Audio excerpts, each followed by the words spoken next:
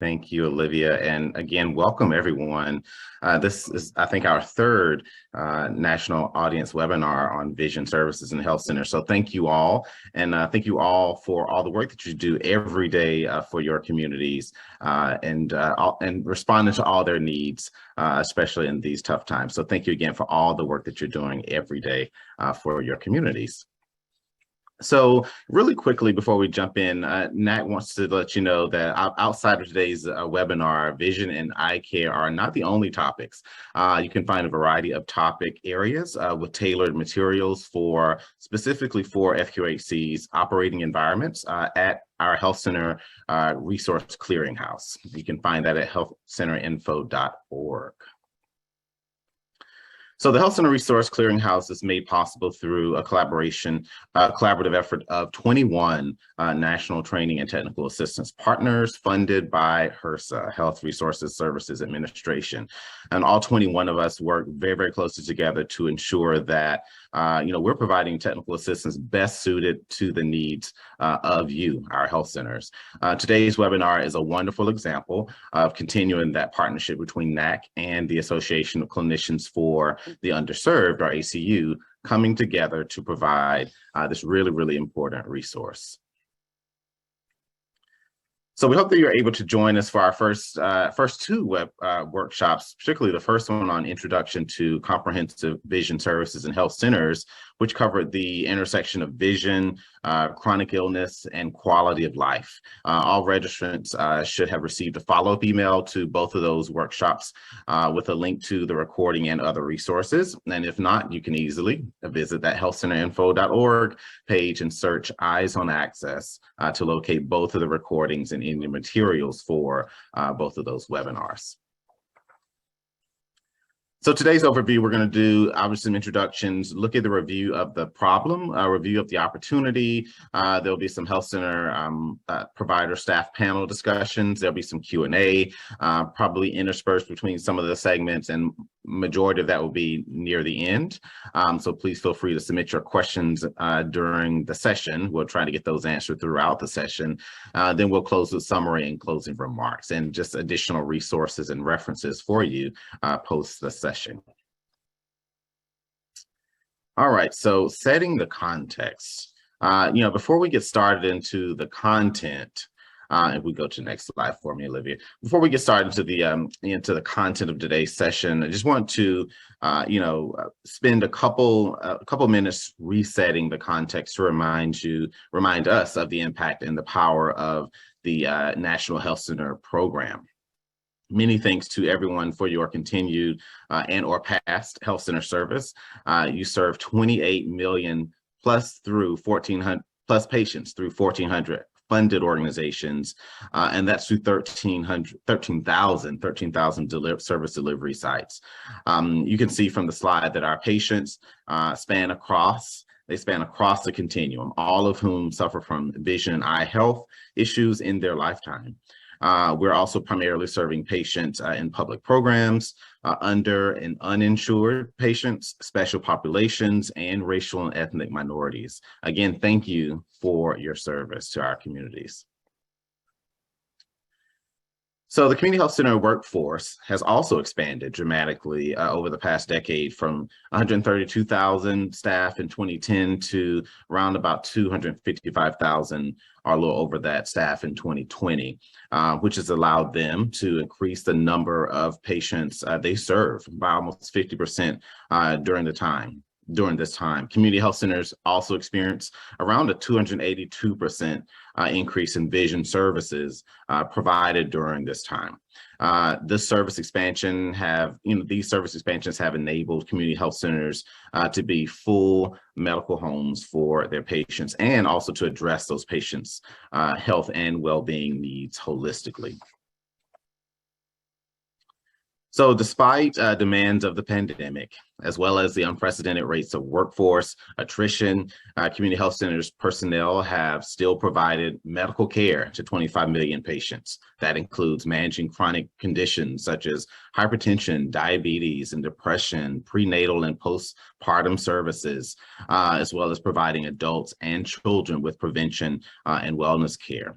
dental care to 5 million patients, which includes oral exams, restorative care, and prevention services. For example, fluoride treatment to our children, behavioral health service to nearly 3 million patients, which includes substance abuse services, counseling, primary care management, and conditions such as anxiety and depression.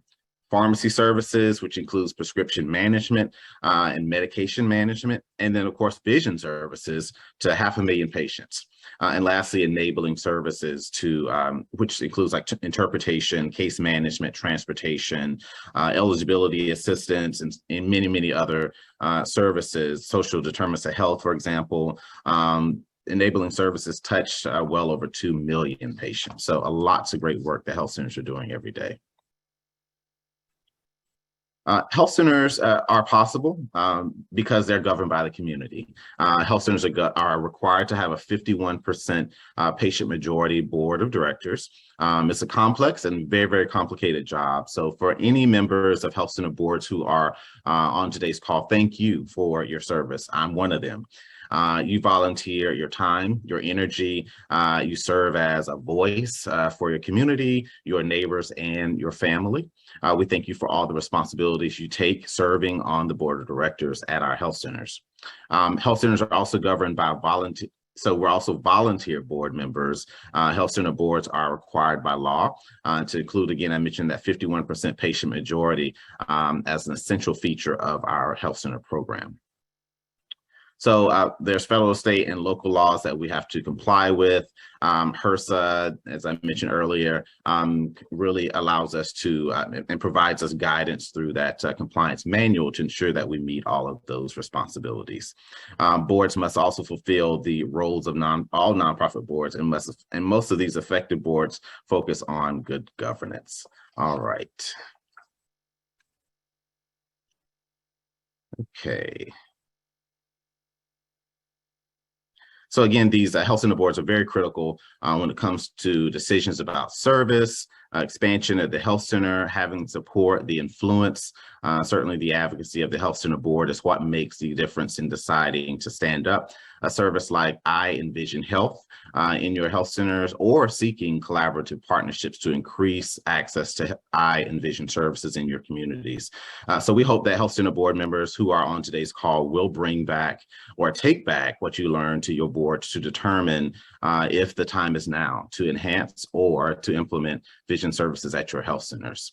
So a health center board that health center board plays a critical role in identifying these opportunities. So ensuring that you have the appropriate information to get back there allows you and certainly the senior leadership team at your health centers to make those decisions around addition and expansion of services. Okay.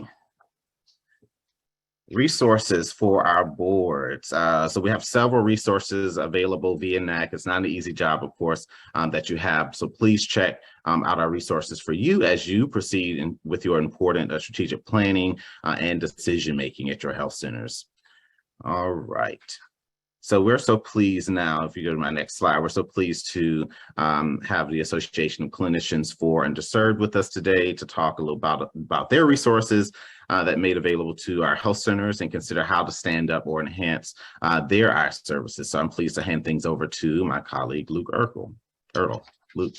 Thank you so much, Brandon. As Brandon said, my name is Luke Ertl. I'm the program director at the Association of Clinicians for the Underserved, And ACU is a transdisciplinary membership network uniting clinicians, advocates, and organizations to lead advocacy, clinical, operational, and equity excellence to develop and support clinicians and the healthcare workforce caring for America's underserved communities.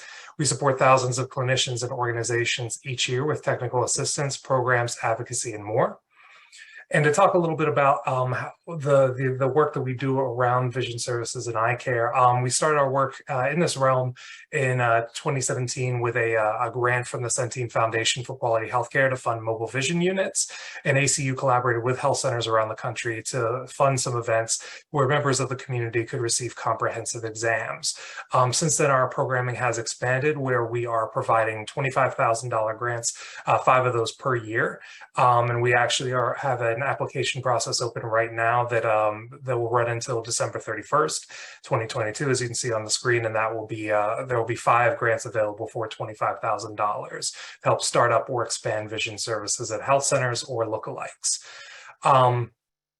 Along with the development of our grant program, in 2022, ACU started its Vision Services Committee, which is mainly comprised of optometrists from around the country who help guide ACU's programming and provide technical assistance and mentorship to health centers looking to start up or expand their optometry department. If anyone is interested in joining the committee, we're also currently accepting applications or just interest for mentoring health centers and helping them along. We're also excited to announce that we are now assisting with the recruitment of optometrists and support staff at health centers. I saw a question come through a little bit ago about this as well, about difficulty recruiting optometrists. So for FQHCs and lookalikes, we're offering free postings of any openings that you have for optometrists and technicians on our website for free. So recruitment, of course, like I said, is an issue that has been coming more and more to our attention. So this is a first step in looking into helping address that issue. Next slide, please. Getting into learning objectives for today's webinar. So after attending today's webinar, you'll have a greater understanding of opening an optometry department within your health center, in addition to what goes into the creation of an optical and the hiring and staffing needs. You'll also gain a better understanding of how you can integrate vision services into the broader services provided by your health center. And lastly, you will learn from peers around the country about how to overcome the challenges in the process of integrating vision services into health centers.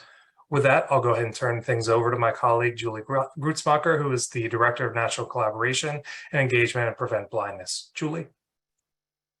Thank you, Luke. Hello, everyone. My name is Julie Grutzmacher, and I'm the Director of Patient Advocacy and Population Health Initiatives at Prevent Blindness. It was an old job title that Luke quoted. Prevent Blindness is very proud to partner with NAC and ACU in the development of this webinar on this very important topic. We were founded in 1908 as a national advocacy organization with 6 affiliates. Our mission is to prevent blindness and preserve sight, and our vision is envisioning a world where preventable blindness is no longer a public health issue. The 3 pillars of our strategic plan are education, advocacy, and empowerment. Empowerment both of individuals and of systems of care. Next slide, please. We work hard to reduce all barriers to eye care and needless vision loss, and we do so through our 2 main centers at Prevent Blindness, the National Center for Children's Vision and Eye Health and the Center for Vision and Population Health on the adult side of things. We also host a Focus on Eye Health Summit every year in July. This past summer, the theme was Iconic Approaches to Eye Health. Please check us out at preventblindness.org. And now I am pleased to turn it over to Dr. Kristen White. Thanks, Julie. Hi, everybody. I'm Kristen White. I am the Director of Optometry at the Max Health Board, which is a community health center with Indian Health Service affiliations in a rural part of Northern California. I helped open the eye clinic here in 2017, so I very acutely understand what you are all going through in the creation of your eye clinics. I feel really passionately about helping health centers incorporate eye care and would love for more health centers to expand that service. So I'm really excited to be able to talk with you all today. I'm also a member of the ACU Vision Services Committee, and I did a residency in community health in Boston. Next slide, please. So what I'd like to talk with you all today, since you've decided that you want to incorporate optometry, I'd like to talk with you today about what questions you need to be asking yourself as a health center to be able to create this department. So our previous 2 webinars, we focused a lot more on the nitty-gritty of how to dive into some of these different categories. But now we're going to be taking a step back and asking questions that'll help you figure out where you need to go within each aspect. So from what degree of vision services you're able to provide, space options, what you need to do to create your optical, staffing considerations, and other advanced testing equipment. Next slide, please. So to start with, you want to incorporate optometry, which is great. But how much of a service can you really provide based on the size of your health center? So if your health center sees between 18 and 20,000 medical encounters annually, then we would say generally that you'd be able to support one full-time optometrist.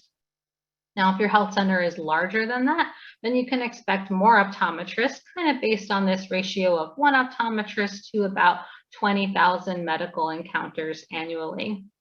And the reason for that is that we would expect an optometrist to see roughly 10% of the number of medical encounters. So if you're seeing 20,000 medical encounters, that your optometrist would see roughly 2,000 encounters annually.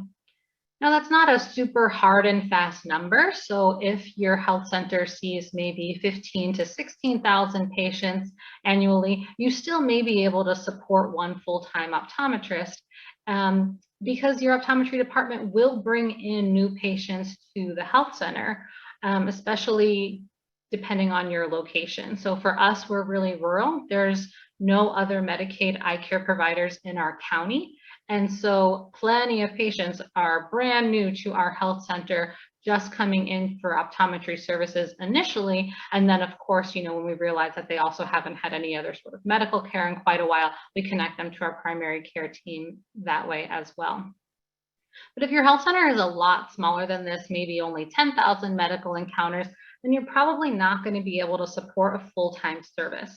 That doesn't mean that you can't provide optometry services for your patients. You just want to do something that's realistic, that's not going to put you into spending a bunch of money that you're not going to be able to support the department. So if you have a smaller clinic, then you would want to consider part-time services. So maybe contracting with a local optometrist in the community who can come to the health center with a certain frequency. You might consider having a mobile unit come out or possibly telehealth services, depending on the numbers that you need. Next slide, please. We talked about this more in one of our previous webinars, but just wanted to have a brief review of some upfront costs. So a basic exam room and pre-testing equipment will cost about $50,000. We have an average or rough optometrist salary with benefits, about $160,000 for a full-time. That of course completely varies depending on what part of the country you're in, but that does fall right in the middle of kind of a range of what I've been hearing across the country. So you'll see where there's a lot of variability are on the advanced diagnostic imaging, so on some specialty equipment, which isn't really specialty equipment, it's actually necessary if you're going to be managing ocular disease. But depending on the size of the clinic you're going to be starting, some of that may not be required at the onset.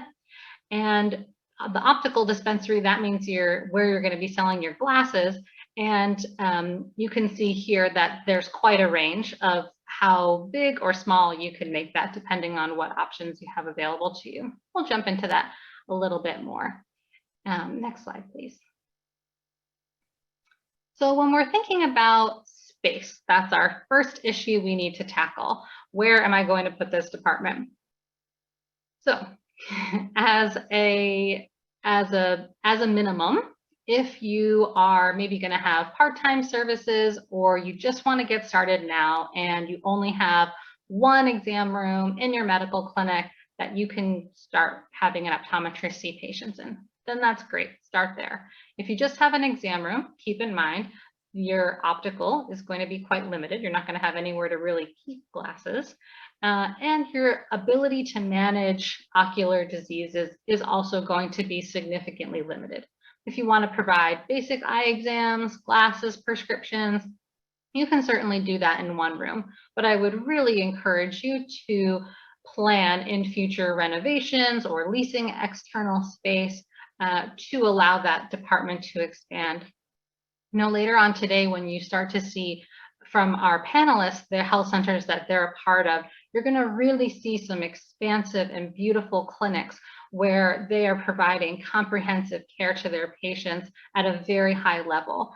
And it may not be realistic for everyone to start out there, but I think it's really helpful to see those opportunities as an option of where you could grow to. So if you have some more space, or maybe you're doing some renovations right now, or just planning for where you could put this department to really have it become integrated into the health center, then you're going to need at least 1 to 2 exam rooms for one doctor, 1 pre-testing room, and a room for the optical, which may be a part of the waiting room or at least visible from the waiting room. Next slide, please. When we're thinking about an optical, again, all of these things can be really variable. We can go super minimal or we can go really expansive. And so these are the questions I'm trying to get you to ask yourself depending on your own health center situation. So when thinking about the optical, you may only be able to provide glasses for your Medicaid patients to start with. And so if that's the case, then you need to know who is covered for glasses under Medicaid in your state. In some cases, it's just children. In some cases, it's adults and children. And in some cases, it's children and adults with specific medical conditions. So there's certainly a lot to know. And once you get into the managed Medicaid plans, it gets even more complicated. So that's one area to figure out up front. And then what type of space is available? So do you have a wall that you could use maybe in the waiting room where you could display glasses? If so, you may want to have them be locked so that someone or a staff member needs to be assisting the patients so they can try them on. So no, people passing through aren't just trying glasses on. Do you have a whole room that could be devoted to this? And maybe that has a locked door. So again, a staff member is assisting the patient. Or if you're just working out of one exam room, you may just have some trays or a cart where you have some glasses stored, and you might have, 50 or 60 pairs of glasses that patients can choose from. Whereas some of the more expansive opticals that you'll see later on today from our panelists, they're really providing glasses for all patients. So they're providing glasses for Medicaid patients, patients with Medicare HMO vision plans, commercial vision plans, as well as self-pay. And I do want to point out that self-pay, we really want to make sure that our patients can afford the glasses that we're offering, especially if they don't have coverage elsewhere. So even if you diagnose a brain tumor on their eye exam, but if your patient can't get the glasses they need, in their mind, it was a somewhat wasted visit. And they're also less inclined to come back when they know they can't get the glasses that they need. So having a really inexpensive package option is definitely recommended. I would also really encourage you to get involved with some programs that offer free glasses for your patients who just can't afford even your less expensive option. Some programs that do that is Essilor's Changing Life Through Lenses. There's Eyes of Hope and New Eyes for the Needy as well. There's lots of programs that you can get involved with. What we do at our health center to determine who is eligible for the free glasses is we have them fill out a sliding fee scale. And if they qualify for the maximum discount, then we equate that to them being eligible for a free pair of glasses. So we'll order through one of those programs. If you're going to have a more full scope optical, you do need a dedicated space. You would be having over 400 frames likely, with a variety of sizes, styles, and certainly prices. Okay, next slide, please. So thinking about staffing, again, when we're starting really minimal, if it's just one exam room without pre-testing, advanced diagnostic imaging, or an optical, then you can certainly just have an optometrist, and the receptionist can be shared amongst other departments.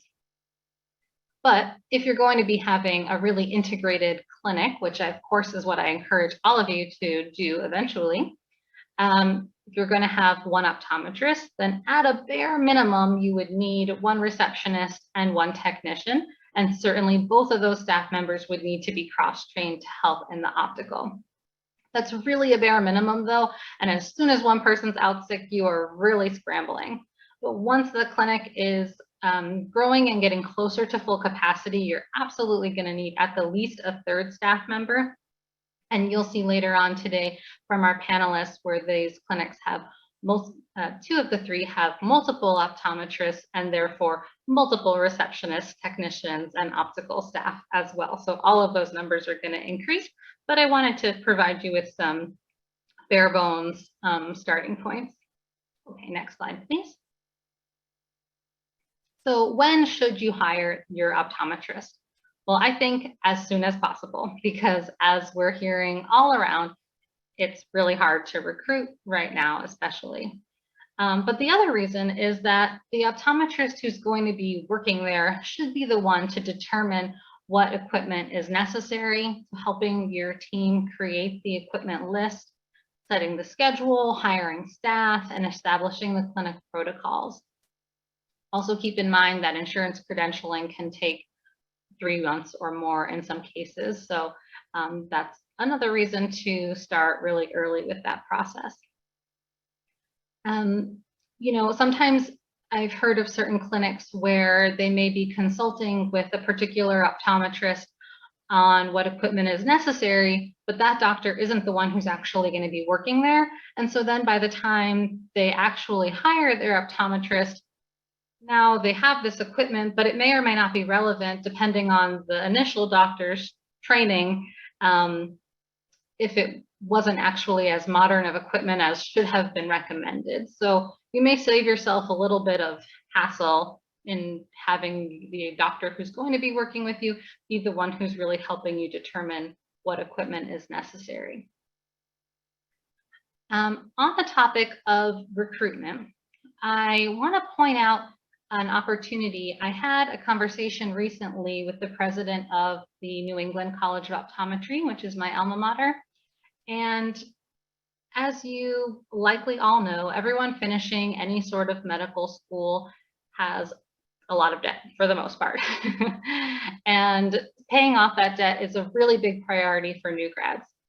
And there seems to be this perception among new grads that the only way they can pay off those loans is if they go and work in a commercial place like a LensCrafters or Warby Parker or something like that. But in fact, many community health centers do offer very competitive salaries. In addition, optometrists would qualify for the Public Service Loan Forgiveness Program. But I've also heard of several health centers in and of themselves creating their own loan repayment programs for optometrists and for other healthcare providers who don't qualify for the National Health Service Corps loan repayment program. So what I'd like to do is help kind of bridge this gap between health centers who are offering a loan repayment and partnering with NECO to start, and then possibly other optometry schools, so that you as the health center could sign on your optometrist when they're a 3rd or 4th year or new resident. So they would sign a contract with you that upon graduation or upon completion of their residency, they'll be working with you. That way you have 1 to 3 years to then start planning your optometry department. And when they sign on, they would, in addition to their other benefits, they would be, and a competitive salary, they would be getting, say, $20,000 a year extra to pay on their loans. And that's in exchange for a certain time limit of working with you, or a time minimum. So maybe a 3-year term commitment in exchange for $20,000 a year on their loans. So I'd really like to put this list together and help connect the health centers with new grads and optometry residents. So if any health centers are interested in learning more about that program or becoming a part of that program and getting someone to sign on in advance, please put your information in the chat right now, get some contact information so that I can reach out to you afterwards. Because I'm really excited about trying to bridge this gap. I think students really need to know that community health is a really viable option, not only for professional satisfaction, but also in being able to pay off their student loans. Next slide, please. Some health centers will ask about an OCT because, so an OCT is the retinal scanner. It's a crucial piece of equipment if we're going to be managing diabetes, glaucoma, macular degeneration. But it's an expensive piece of equipment. So in and of itself, it costs about $50,000. If your health center is seeing a large number of adult patients, we know they're going to have diabetes and hypertension and high risk for glaucoma. So if you can afford it on day one, it is absolutely going to be necessary to take care of your patients. If you can't afford it on day one, then you need to have it in your budget for how and when you're going to be able to afford it. Maybe once the health center, maybe once the department breaks even or brings in a certain amount of money, then you would be able to bring it in. You may also consider asking managed Medicaid plans or applying for grants to help cover the costs for this particular piece of equipment. Now, that's going to be the majority of you, that if you're going to be providing full scope care, you do need this piece of equipment to be able to do so. But if your health center is going to be primarily seeing pediatric patients, so maybe it's school-based or that's just the demographic of that particular location, then you don't really need an OCT. And you may consider it in the future if your health center, if that location is going to be expanding to a broader adult population. Okay, next, please. And I also wanted to highlight the AOA business model. We had a separate workshop about this. You'll be emailed a link to the recording to that workshop if you weren't able to participate. You don't need to give your contact information. Everyone who's registered for this will receive that link afterwards. But this is a workable spreadsheet that the American Optometric Association created a number of years ago, where you can input your own health center's actual numbers. So you can put what your actual reimbursement rates are for the various plans that you accept, whether there would be any cost to building out or leasing space to create the department. And then this spreadsheet will give you information as to how much money you should be bringing in at each year, at what point you should be breaking even. And so I would definitely encourage, if you haven't had a chance to listen to that workshop recording, and we can also send out the file as well, so that anyone who's interested want to work with your finance team to work your way through that.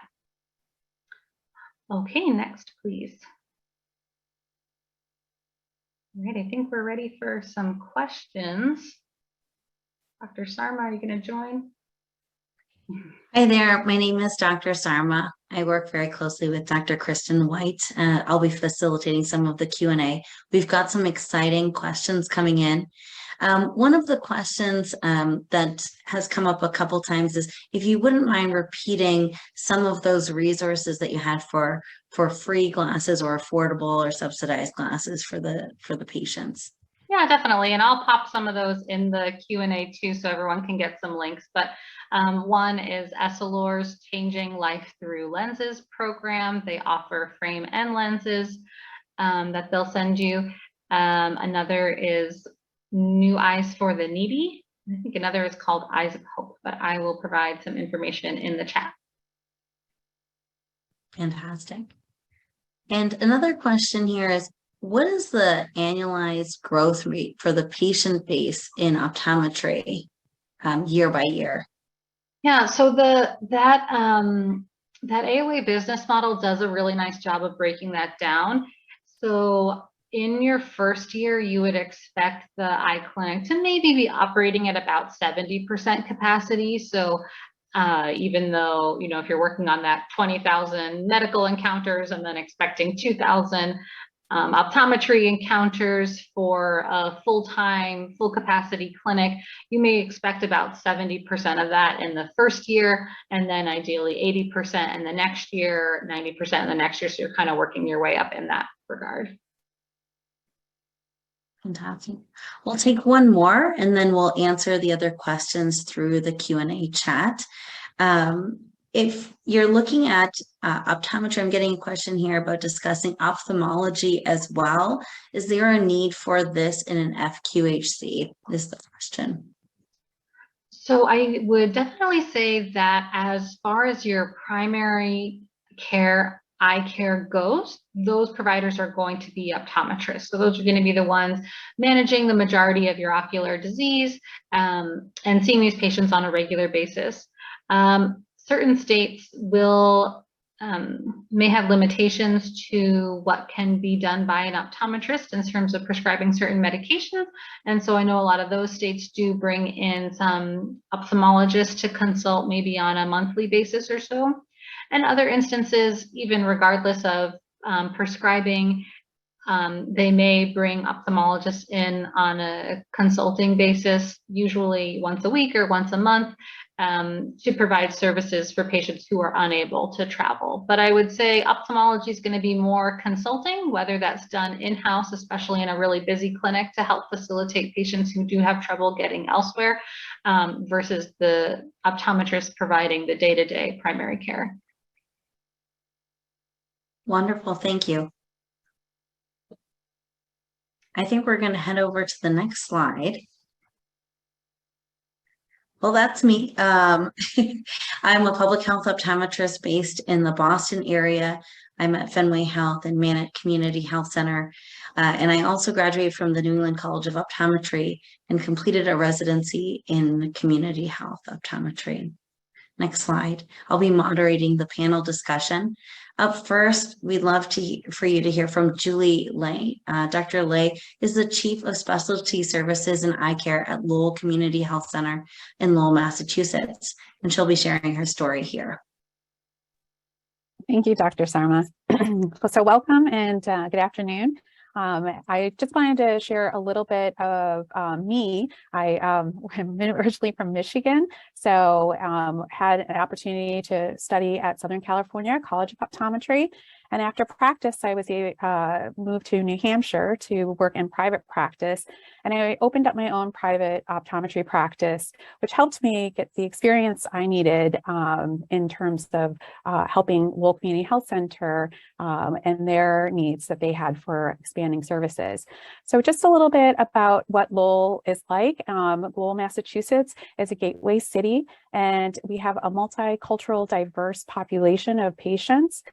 We have served the greater Lowell community at Lowell Community Health Center for over 50 years and nationally recognized for our culturally competent care. Our patients are varied and I learn a lot about their culture each day I'm at work. And our focus is on patients. We're culturally rooted and community centered. Next slide, please. As I mentioned before, we are located in downtown Lowell. Excuse me. Our medical home is in a renovated, beautiful, historic mill building. Over the last 10 years, it's been restored. We have about 165,000 square feet, and it's a medical home for the greater Lowell community. And we have multiple service lines there. I'm just going to list a few. There are a lot, but we do primary care, pediatrics, OBGYN, behavioral health. And we also have our META department, which really concentrates more on the Eastern and Western healing practices in our community, and also has a refugee clinic because many of our patients are immigrants and new to the country. So we definitely want to help support them in their medical care and their needs. Our last year, we saw about over 31,000 unique patients and provided about over 250,000 patient visits.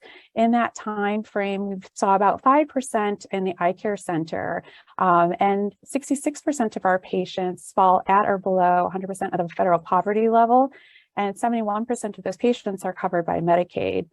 We have 45% of our patients that speak a language other than English.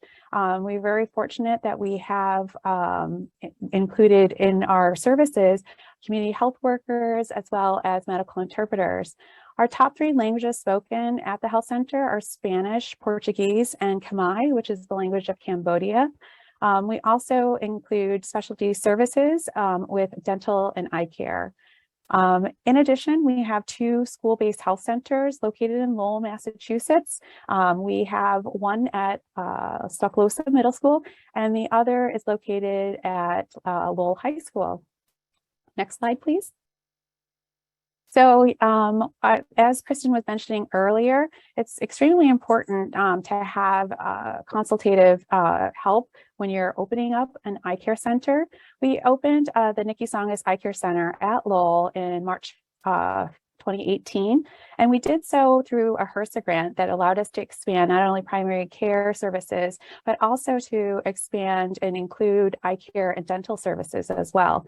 So we were very fortunate to receive this grant, and they hired me about 6 months before opening. So because I had my private practice, I understood what we needed to do to get that up and running in terms of what type of staffing we needed, equipment, workflows, billing, all the information that would be helpful to starting up this service line at the at Lowell Community Health Center. We are very fortunate. We have about 7,000 square feet in our renovated mill building. We have the first floors. So what's nice about it is we have these glass windows that patients can actually walk by to see our beautiful full service optical shop. We have stylish frames that fit every budget. And we have, as Kristen was mentioning, we have package pricing for all of our patients that can afford little or a lot depending on their budget. We've been very fortunate. We have an in-house lab, so glasses can be made on site for our patients that really need glasses right away. So it's been a tremendous help for them. We have, which I find super fortunate, 2 full-time opticians. One is our optical manager, and he has over 20 years of retail experience. And the other is also a full-time optician, has over 20 years of experience as well. And with that experience, we work with the state of Massachusetts, because in Massachusetts, opticianry is a trade. And so we developed a workforce program with the state of Massachusetts and have an optician apprenticeship program. So we currently have 2 optician apprentices that we're trying to train and get ready to become opticians and licensed in the state of Massachusetts. We have a wonderful group of development group, and they helped and saw ahead of time that we might need help for our patients that may not be able to afford certain things. So they set up a Glasses for Family fund first with their fundraising. And what that does is it helps cover things that may not be covered by their insurances. For example, if they have a high copay and they're not able to afford that, they may not come in for the medical services that they need. In addition, we've had a patient that needed transitions because they had ocular albinism. So we were able to do that for that patient. High myopes, we can order high index lenses for them. So really a great opportunity to bridge that gap for those patients. We have 2 care coordinators. They've been a fantastic resource for us. We've been very fortunate in having integrated care model at our health center. And so that's been helpful for us to not only grow our eye care center, we get a referral from primary care, our patient walk-in center, which is our urgent care department. We get pediatric referrals. And so that has to be managed by somebody. So our care coordinators help with our internal referrals. They also help to coordinate care for our referrals that go to specialty like ophthalmology. And so the patients can have better care coordination as a result of having our care coordinators. We also have 3 ophthalmic assistants currently. And we've been fortunate that our health center has a program called Bridging the Gap, and that helps with medical interpretation training. And so 2 of our assistants actually have gone through medical interpretation training, one Spanish and one Khmer. So our patients are better served in the language that they feel most comfortable with. If they can understand what you're saying to them, it's much easier for them to follow your treatment plan and understand their condition in the language that they're best served in, and in person as well. So a little bit about our eye care center. We have 7 eye lanes. I feel like we're growing out of our space already, but the 7 eye lanes, 2 of them are traditional in that they are set up for our pediatric patients and our wheelchair-bound patients. Traditional meaning we have our chair, stand, everything looks as it would. And our 5 other lanes we have are fully automated eye lanes that we use, and it's from the Topcon CV5000. So what's been beneficial for us is we can be much more efficient in our care using this type of system.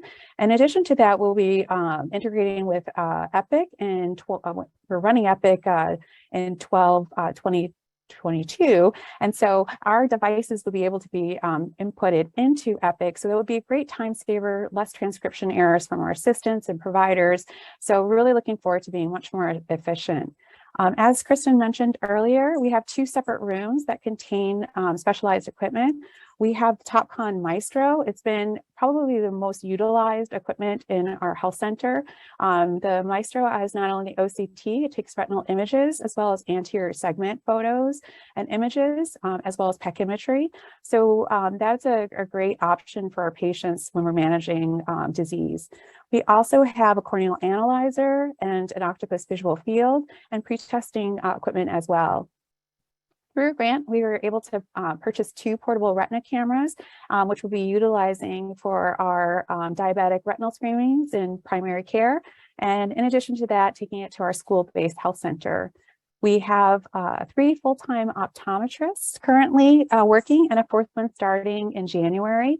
I work part-time in the clinic, and we also have a 4th-year optometry students that rotate through from my alma mater, Southern California College of Optometry, Illinois College of Optometry, and New England College of Optometry. And NECO has been fantastic, a great resource for us from the beginning and throughout our opening. And so it's been a fantastic opportunity that I encourage those on this call to reach out to nearby optometry schools to help you with this as well. We've been super fortunate to have our consultative ophthalmologist come once a month to see our patients, and he is the chief of ophthalmology at Boston Medical Center. He's a pediatric specialist by training, but he also does general ophthalmology consults.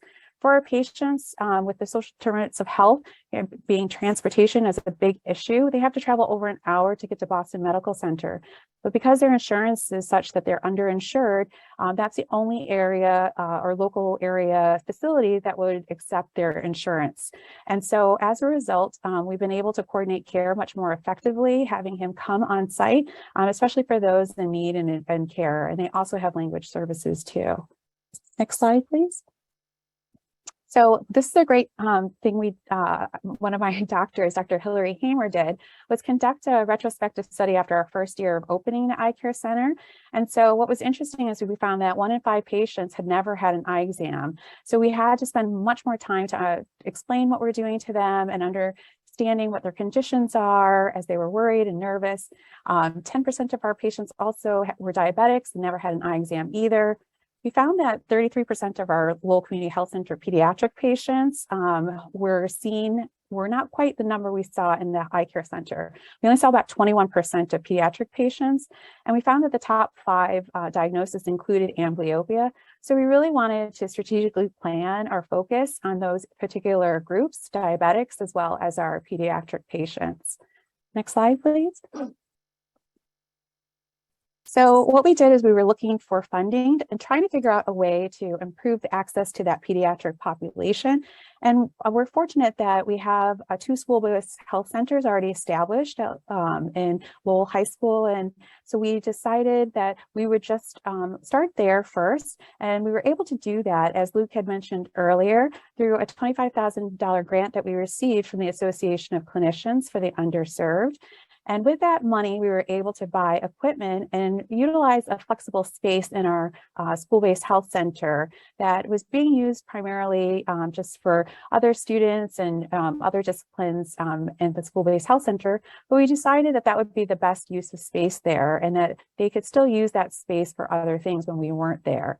We found that it wasn't quite enough to get the equipment that we needed to really give the comprehensive eye exams that we were looking for, but also the efficiency of seeing more patients if we could at the high school. So we did include more to the budget, about $10,000 with the extra equipment. And we were also bringing optical services. In addition to the comprehensive eye exam and optical services once a month for a morning session, we were also, looking to provide the care that the patients needed in terms of broken glasses and delivery of glasses, things that were challenging for many parents and relatives to try to get to our main location in time and during our hours. And these students, our wait time is about 3 months because we are so busy trying to get as many patients in. So if you can imagine having a high school student have to wait for 3 months to get their glasses updated, it's just not a good thing. So We've been really fortunate that our nurse practitioner at the school-based health center has really marketed us, and we actually have a wait list, and we've only opened in October 2022. So it's definitely a need that we're seeing. We're also at our eye care center and our main location, as well as a school-based health center. We see patients that are of the community. They don't have to be Lowell Community Health Center patients to come and seek services there, which I find a huge benefit for the community. And in addition to that, we share an EMR with the school-based health center. So being able to book appointments is very easy, and we can certainly send messages when students have broken glasses. We can deliver glasses to them, and it's just a huge benefit in improving access to care for those in need. So I really hope that you've gotten a chance to get a little sense of what Kristen had said earlier and what it could look like. So I appreciate your time for letting me share that information. And Debbie, I don't know if we have time for questions. I think we're actually going to hold all of the questions until the very end. Thank you. That was wonderful. And for all of the people who are joining today, all of the questions are going to be compiled into an FAQ document, frequently asked questions, and you will get a copy after the presentation. So you'll get your questions answered as well. What's interesting about Lowell Community Health Center was that so many of the top 5 conditions were chronic conditions, one of the 5 being amblyopia that we see in children that can cause vision loss. So thank you for highlighting that. Up next, we have Greg Stone, who's the CEO at Peachtree Health. He'll be sharing the story of Peachtree Health and integrating the vision services there. Thanks, Abby. So I'm the token administrator today. So you're going to hear a lot from clinicians, which is great. These are good stories, and I'm going to try my best not to overlap. I've been trying my best to keep up with your questions in chat too. There's some good ones. So it's a little bit about our center. We are an FQHC that's located kind of in the north central part of California. We serve the greater Sacramento area, about 4 counties. We're about 40,000 active patients, about 70% Medicaid. We have 5 eye care clinics. We have 8 clinics altogether. 2 of our eye centers are standalone, which is kind of unique. 2 of which actually are in counties we don't have primary care in. We just provide eye care because we've been recognized at being expert at doing that in other areas. We will see probably about 20,000 eye care visits this year, and probably dispense somewhere in the 7,000 to 8,000 pairs of glasses during that same time. And also, just you've heard this a few times today, and I know it's a little bit of acronym soup. We do have full scope care in all of our sites. We find that having an OCT and visual field and all of the diagnostic equipment becomes really vital, not only because you're going to need it to deal with the pathology you see, but also there are very few places to refer outside your health center for these services if they're needed. So ultimately, there is a cost to upgrade, but once you do that, you'll be able to retain a lot more of your patient's needs. Next slide, please.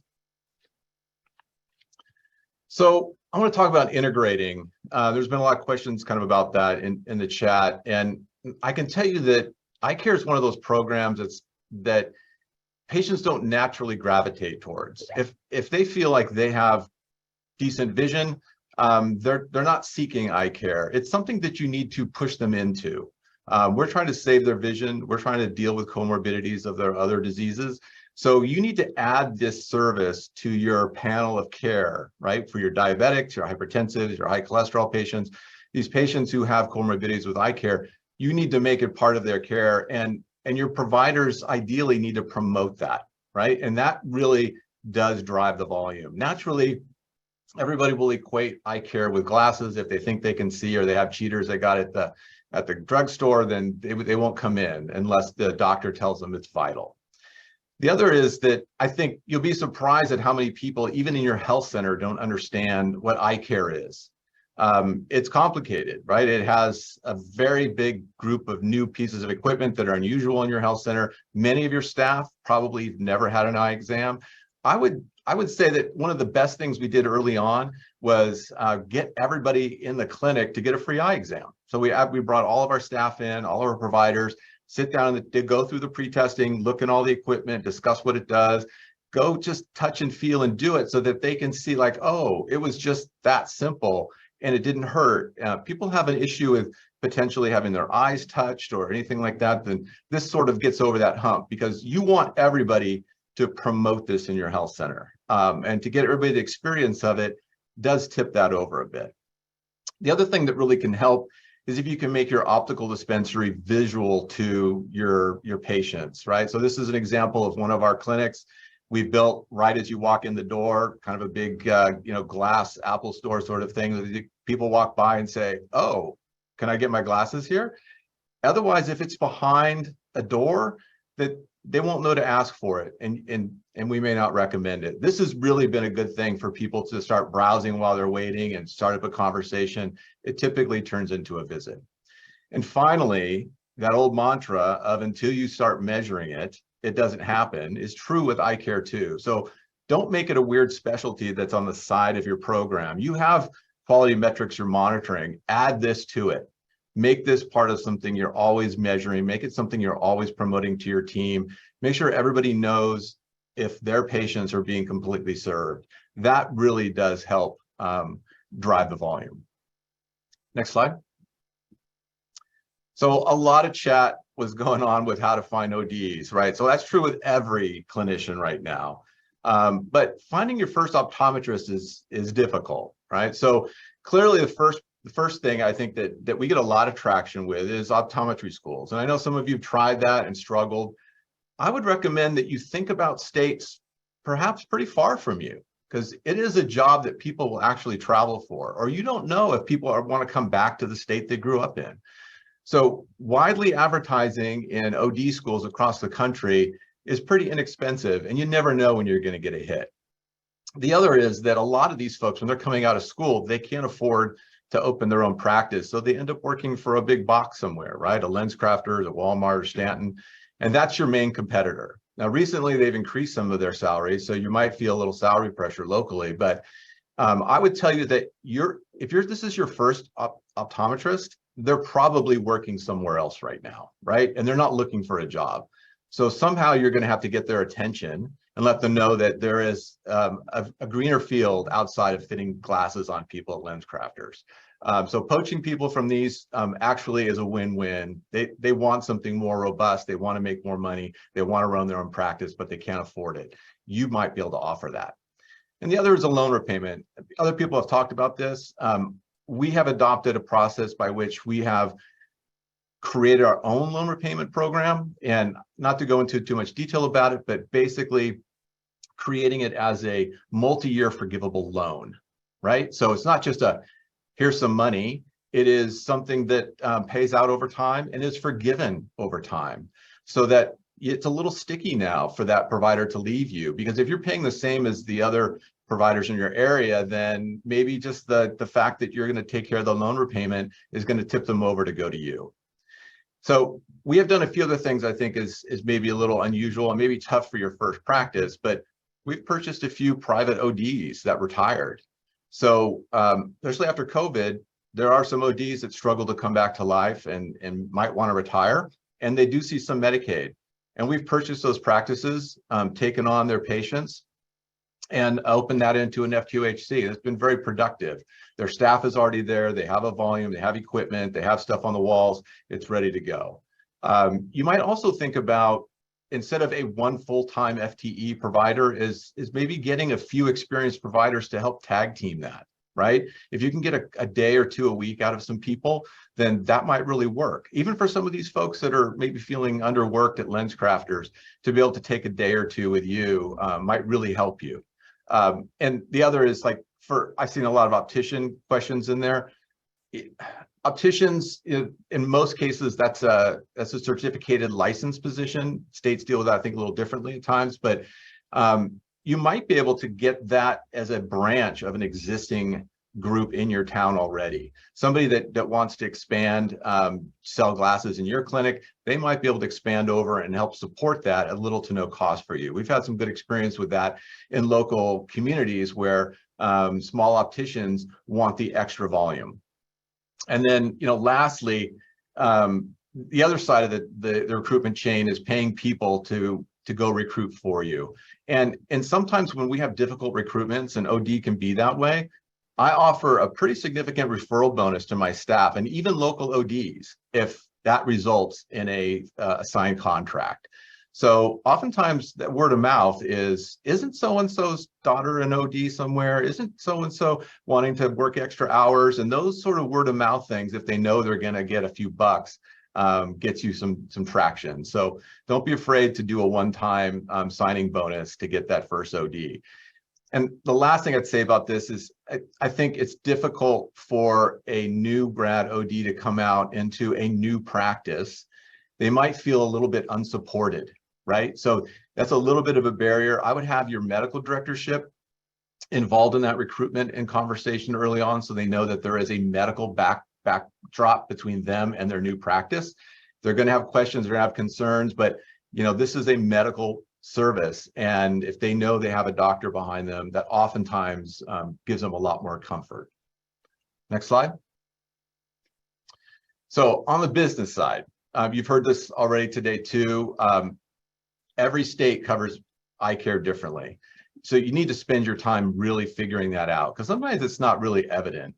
You need to go out and figure out what every part of your eye exam is covered and what isn't, and for the age groups, and for the frequencies, right? So how often can you have an eye exam? How often can you get new frames and lenses? These sort of things are important when you're working through your pro forma and understanding your business plan. But what I would tell you is your bread and butter is going to be medical office visits, right? So I saw some coding questions in there. I mean, I think coding is something you should probably talk to your individual health plans with, because they're each going to want to see something different as far as coding. But as far as the CPT goes, a lot of these visits are medical office visits. They just have an optical component to it. People forget that the eye is an organ and it's part of the body. And so we bill mostly medical visits for these. Not to say we're not going to refract them or do other optical related services in there that may or may not be covered. But ultimately, you're dealing with saving the vision of people with chronic disease, and that's a medical solution. So it's not as unusual as you may think it is.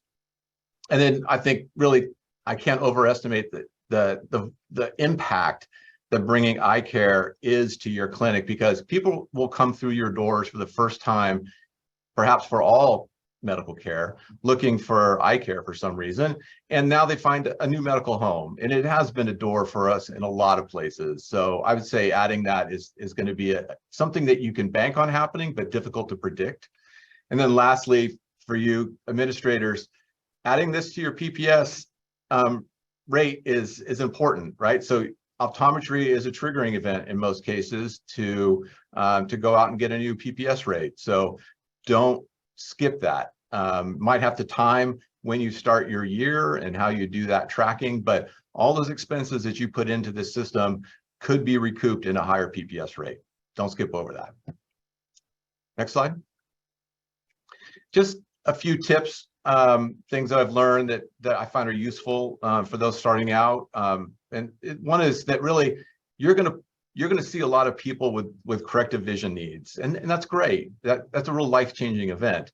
But your bread and butter are people with chronic diseases, right? So you have these in your health center already.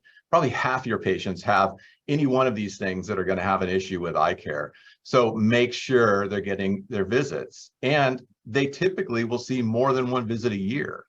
Because if you have a really significant chronic disease, really high A1C, really high pressure, you are losing eyesight. And so you need to be checked every 3 months. So that is an annuity that becomes the way to kind of build the practice instead of just putting glasses on people.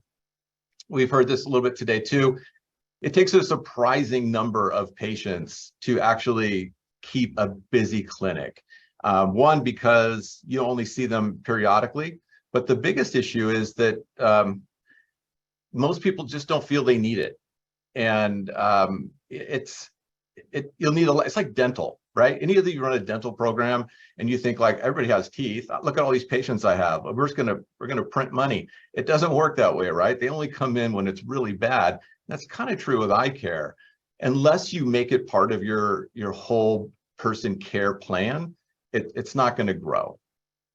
And also, I think a vast majority of our patients, well over 50%, have never been into an eye doctor, and most people have never had anybody in their family do this. So walking into an eye clinic with this complicated equipment and all these people doing these weird things to your eye is intimidating, and it's a barrier to care for some people. And culturally, it can even be a barrier to some groups. So we invite patients to come in and meet the doctors. We invite the families in to watch their kids get an eye exam. We try and demystify the whole thing to overcome that barrier. And then lastly, I mean, as you get busy, it takes a surprising amount of floor space to do this. And as an administrator, knowing that, you know, you have a cost per square foot and you have a value for those rooms, it could be a hard decision sometimes, but eye care, it ends up being worth it. If you skimp on the space needed to put your equipment and deliver glasses, it's going to feel constrained. Patients aren't going to flow right. You're not going to be able to support and sustain your program. So whenever you have a chance to remodel or a new vacancy somewhere, think about moving eye care in that position. The equipment is difficult to transition. It pretty much lives in the room. So once you're there, it's kind of dedicated to it. So it's something to grow into, but when you can, dedicate the space you need to make it flow. I think that's it. Thank you. Thank you so much, Greg, for your insights. I think what's really helpful about what you're saying is that eye care and is part of chronic disease management, and it's really wonderful how you've let the eye care team and systems be so integrated into primary care, even just physically creating a space where people can approach the glasses section in a non-threatening way makes it more open to the community. So thank you so much for sharing your insights on integration of vision care into the community. Up next, we have Dr. April Walkenbach. She is the Director of Optometry at Peninsula Community Health Services of Alaska. What's interesting about Dr. Walkenbach is that she is a new grad, 2021, and she became the director in a rural clinic and saw it through. And for those of you who are working in areas where it's hard to find a new grad or new OD, I hope you'll have your ears open to see her story and how she was able to help build out the clinic. Thank you, April. Thank you, Debbie. Hi, everyone. Yes, as she said, I'm Dr. April Walkenbach, and I work at Peninsula Community Health Services of Alaska. We're located in Soldotna, Alaska, which is a small rural community in southern Alaska. We serve a greater population of the Kenai Peninsula. And I just looking at the chat and seeing a lot of questions about how to recruit optometrists and questioning new grads. And as Debbie had said, I am a new grad, graduated from Pacific University College of Optometry last year. I was from the small town of Soldotna, Alaska originally, and came back to provide services here to the community that I'm from. And I was looking at different job opportunities, and was the CEO of PCHS actually contacted me. He had heard that I was back in the community and looking for job opportunity, and he reached out to me, and he had seen a need for eye care at his clinic and wanted to kind of partner. So what he did was reach out to me and contracted with me to help come up with a business plan. So I was brought on early on from the very beginning to come up with that business plan. I worked closely with our CFO and our COO to build that business plan and present it to the board to come up with all of the numbers and get the approval from the board to move forward with the eye care clinic. I think that was really important to bring me on early on, so they knew that they had an optometrist before they even went on to purchasing any of the equipment and converting the space. They knew that I was committed, and there was a bonus that I was from the community as well. Some of those suggestions about contacting your optometry schools. I think is great, as well as going to all of the schools, even if they aren't local, because a lot of those classmates of mine were from all over the country. So that is very smart to do that. Once it was approved by the board, they did bring me on and hire me full time. And that was nice, so that I was brought on early and can do the credentialing. It does take quite a while to be credentialed by all of the insurance companies.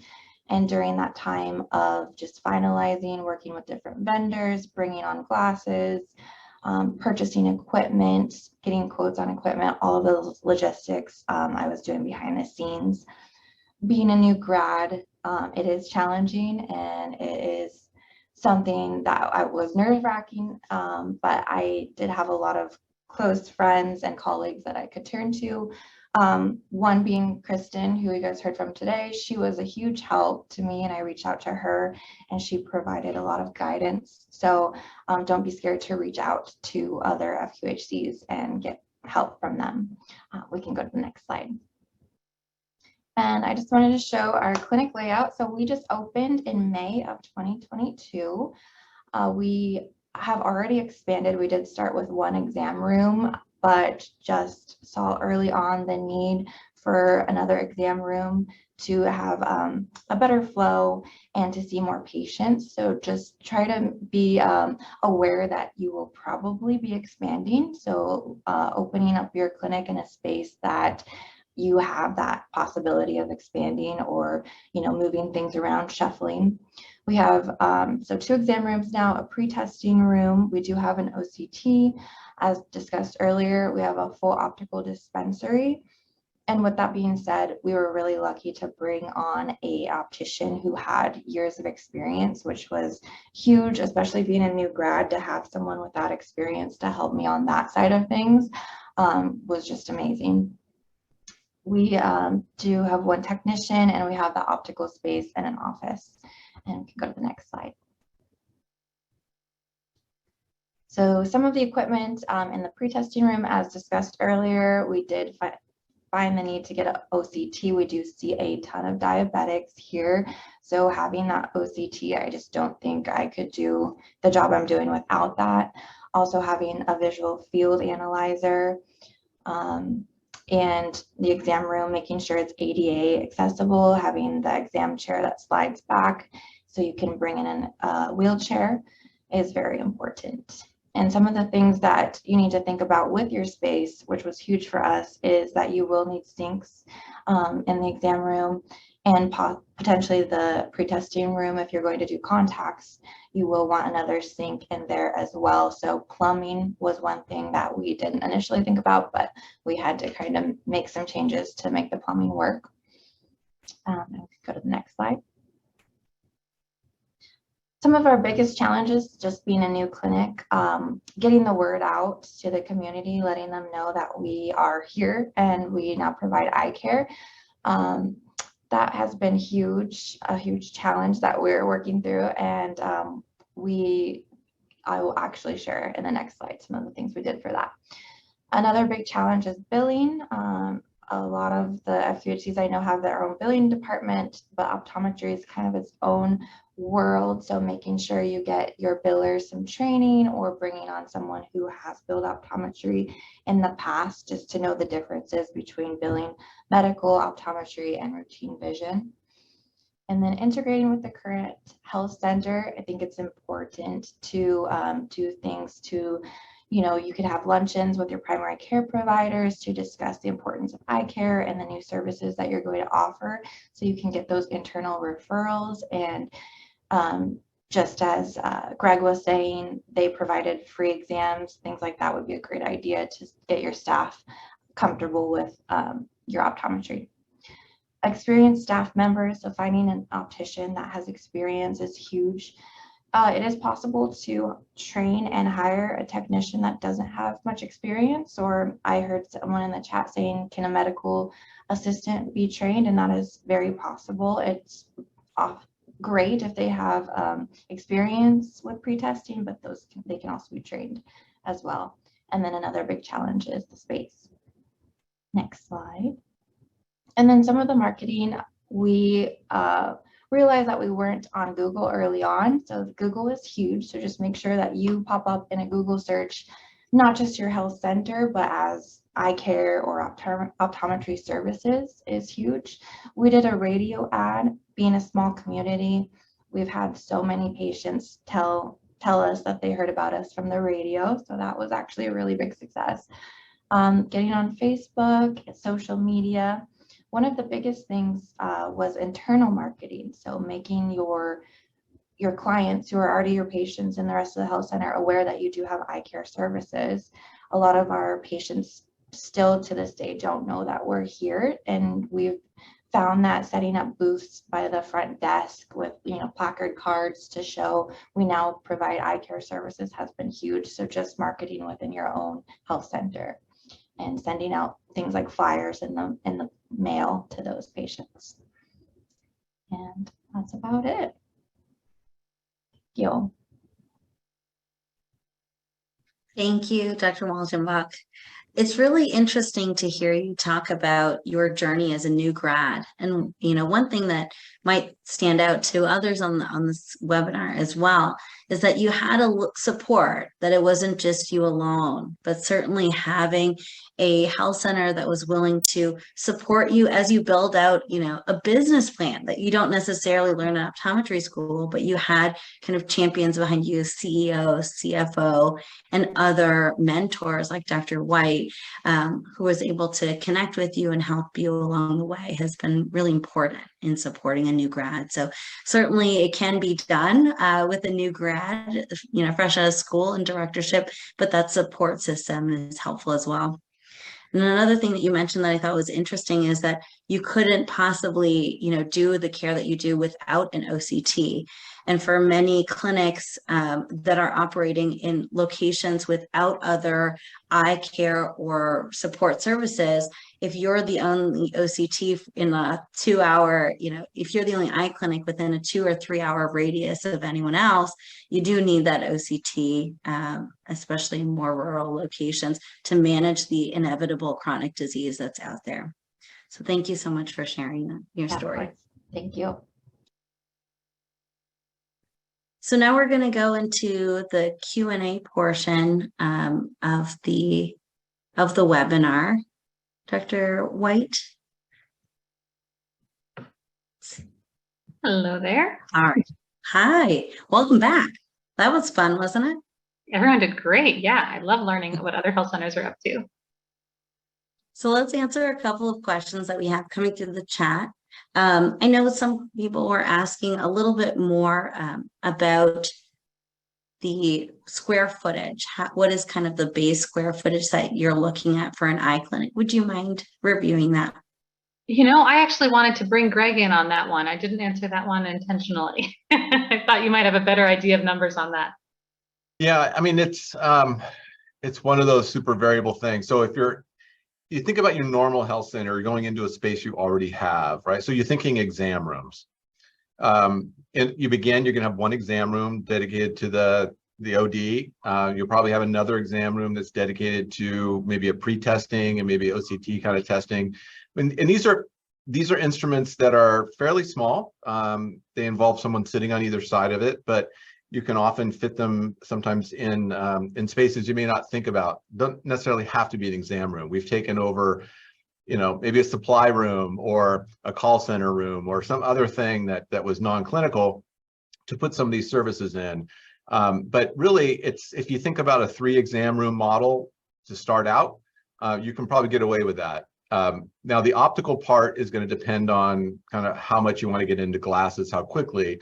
And that may not be adjacent to your clinic either, right? Don't think about you need to have it immediately next to the eye care clinic. That's ideal because patients don't have to get lost going back and forth, and you can communicate with the doctor. But it could be on the other side of the clinic if you need to, but try and do it. As you grow, hopefully your volume will keep up to a place where if you are having to take over another exam room here, another exam room there, you're actually seeing enough patients to warrant that. That's been our experience. So it kind of keeps pace with like a 2-provider practice. The volume typically is more than that once you get to multiple exam rooms and lots of testing equipment. technicians do a lot of the heavy lift in some of these visits. So you'd be surprised at the volume you can put through a fairly confined space. So there are some resources out there too, I think, and we can look for some links that have, better descriptions about how some of these layouts are and some of the equipment that are difficult to talk about. But you could already do it in the space you have. You just need to rethink it. Wonderful, thank you. Another question that was coming in is just about sustainability. Was one of the questions that we saw kind of prior to starting the webinar today, is that how sustainable is eye care in the long term? And what are the things you can do to keep it more sustainable? I think that has everything to do with how well you're reimbursed.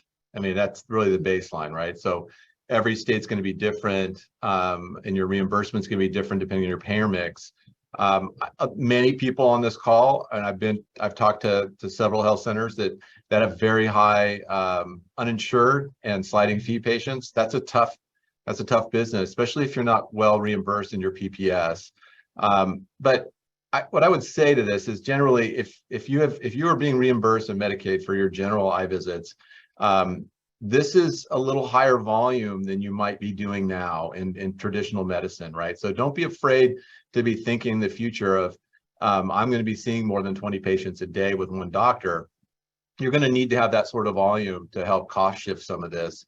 But if you can keep up with your PPS rate increases, I know that takes some time and effort, but if you can float it for that first year when you're doing your rate setting, that could be a gold mine for you, because that can catch you up with a lot of unreimbursed costs in your health centers.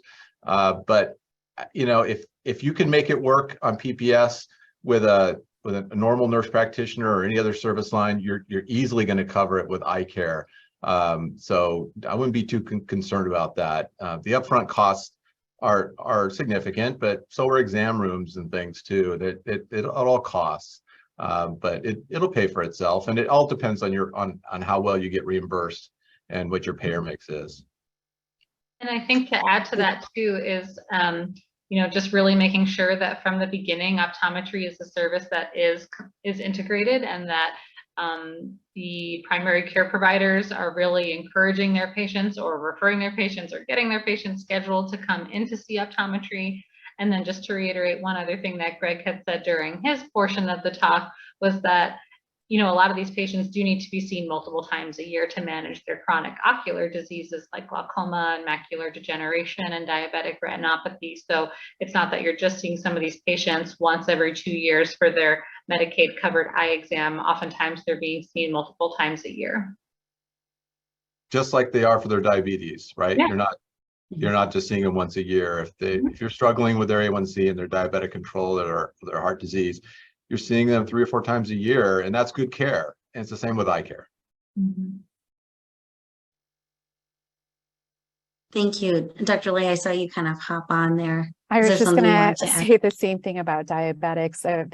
You're the first to see the retinopathy, and the patients are going to see you maybe because their glasses are broken before they see their primary care physician. So it's a great entry point into the health system, especially for those that fell out of the care.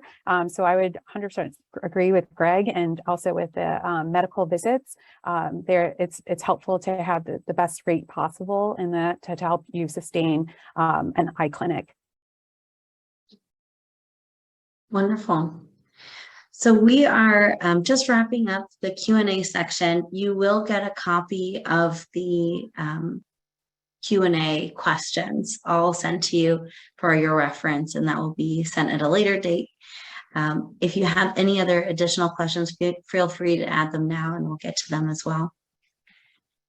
And I will be providing the links to those free glasses sites in that general FAQ document that you'll receive after. Thank you. Thank you, Dr. White. Thank you, everyone, for joining today. Thanks. And I think, and we have one last poll, Dr. White. That's right, we do. Okay, so we would like to know what topics you would like to hear more about for future webinars. So we're thinking about next year, planning ahead. Do you want to learn more about optical creation? There were lots of questions coming in about billing, internal promotion and integration of optometry with other community health center services, diabetic retinal screenings, vision screenings, and eye care for children in health centers or school-based clinics, or other. And if it's other, please add your suggestions to the Q&A. So we'll give you about a minute to please select your choice here. And this is really going to help guide what topics we do cover next year. As was mentioned earlier, we've done 3 webinars this in pretty much the second half of this year with the collaboration between NAC, Prevent Blindness, and the ACU. So we're really looking forward to expanding that more for next year.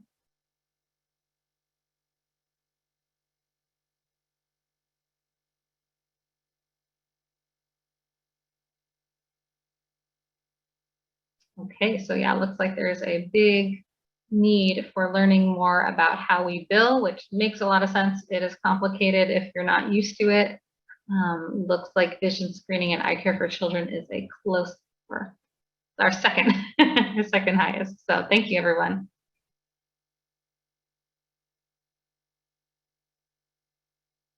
Wonderful. We'll hand it over to the NAC team to finish up.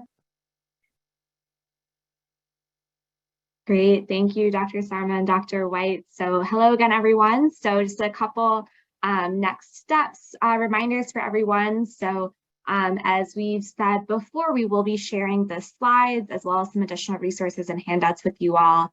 And then the recording, once it is available, should be within the next week. We'll be emailing out the link to that. As we mentioned before, there are CME credits available for this webinar. So if that's something you are interested in, please make sure to fill out the evaluation. You will be automatically directed to the evaluation once the webinar ends. We're always very happy to hear your feedback, so feel free to share your feedback. And then if you would like to receive credits, there will be a few questions for that as well. If you have questions about any of the credits or the steps required, you can feel free to reach out to Luke Ertl, who you heard from earlier. His information is listed on the screen.